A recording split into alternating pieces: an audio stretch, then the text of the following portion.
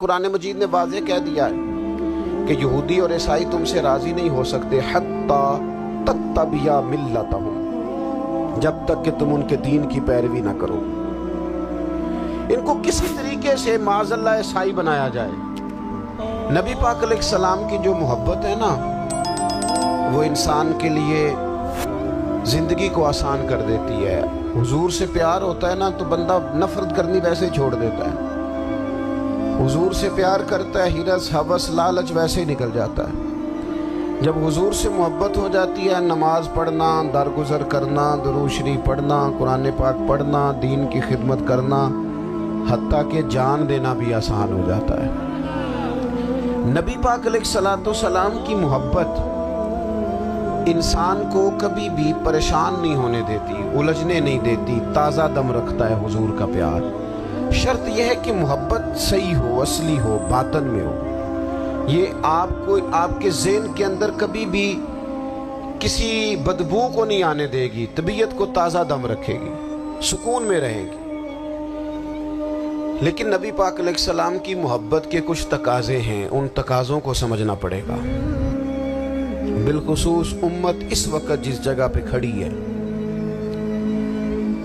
آپ دیکھیں کہ اتنی بربریت اور اس جیتے جاگتے دیکھتے ماحول میں کہ جس میں ہر چیز کیمرے کی آنکھ دیکھ رہی ہے، اس میں اس قدر زیادہ اسرائیل کی جارحیت، اس کے جواب میں دو تین تازیانے ہیں جو سمجھنے والے۔ ایک ہے کہ میں کوئی جذباتی بات کروں گا، آپ اس کی تائید کر دیں گے۔ ایک ہے کہ پہلوؤں پر غور کرنے کا وقت ہے کہ اتنے کٹھن ماحول میں بھی اگر مسلم امہ کے لیڈر بیدار نہیں ہو رہے تو آپ کو پس منظر سمجھنا پڑے گا کہ ہم نے نبی پاک کی محبت کے تقاضوں کو نہیں سمجھا۔ حضور سے محبت ہے نا تو پھر نبی پاک کو تو سادہ طرز زندگی پسند ہے، حضور کو تو پسند نہیں ہے۔ اللہ کے محبوب نے تو دعا مانگ کے فقیری لی اللہ تعالیٰ سے۔ آپ کو پتہ ہے جب بندہ بہت زیادہ آسانیوں میں چلا جاتا ہے، بہت زیادہ اس کے پاس سہولیات ہو جاتی ہے، اس کا مرنے کو دل نہیں کرتا۔ خود نبی پاک علیہ السلام نے فرمایا قیامت کے قریب کافر تم پر جھپٹیں گے جس طرح بھوکے لوگ کھانے پر جھپٹتے ہیں۔ حضور کیوں، ہم تھوڑے ہوں گے؟ فرمایا نہیں، تمہیں دنیا سے محبت ہو جائے گی اور موت تمہیں بری لگے گی۔ اتنے بڑے بڑے بنگلے، عالی شان محلات، کس کا چھوڑ کے مرنے کو جی چاہتا ہے معاذ اللہ۔ نبی پاک کی محبت کا تقاضا سمجھو، ایسا نہیں کہ وہاں دولت آئی نہیں۔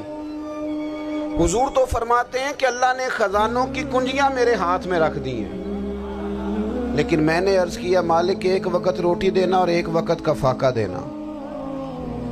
کنجیاں خزانوں کی اللہ نے دی۔ جب تک آپ اپنا طرز زندگی، یہ جو بہت دنیا کا پیار ہے نا، بہت زیادہ مرنے کی ہرس، یہ بہت زیادہ جینے کی ہرس تو اللہ تعالیٰ نے قرآن پاک میں یہودیوں کا طریقہ بیان کیا کہ وہ کبھی مرنے کی تمنا نہیں کریں کیونکہ جینے کی ہرس رکھتے ہیں۔ نبی پاک علیہ السلام کے غلاموں، طرز زندگی جب تک سادہ نہیں ہوتا اور جب تک یہ دنیا کے جھمیلوں سے کسی کو دولت دے کر پیچھے کر دیا جاتا ہے، کسی کو عہدہ دے کر چپ کرا دیا جاتا ہے، کسی کو اقتدار دے کر چپ کرا دیا جاتا ہے، رسول اللہ صلی اللہ علیہ وسلم کے سچے غلام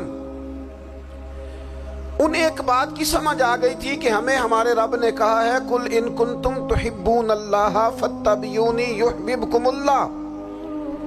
اے محبوب آپ ان سے فرما دیں اگر رب سے محبت کرنا چاہتے ہیں تو آپ کی پیروی کریں، اللہ خود ان سے محبت فرمائے گا۔ جب رب بھی ان کا ہو جائے گا، جب رب بھی ان کا کی محمد سے وفا تو نے تو ہم، یہ جہاں چیز ہے کیا، یہ لوح و قلم تیرے ہیں، اس کا کیا مطلب ہوا؟ لوح و قلم، قلم لکھتی ہے نا تقدیریں، مقدر فیصلے، تو لوح و قلم تیرے ہیں، اس کا مطلب یہ ہے کہ پھر رب کریم تیرے اوپر فضل کرے گا، اور وہ جن فیصلوں کی امت کو دیانت سے چاہت ہے اللہ اپنے فضل سے وہ فیصلے فرمائے گا۔ جب تک زندگی حضور کی غلامی کی طرف نہیں جاتی، وہ اللہ تعالیٰ کی تائید نہیں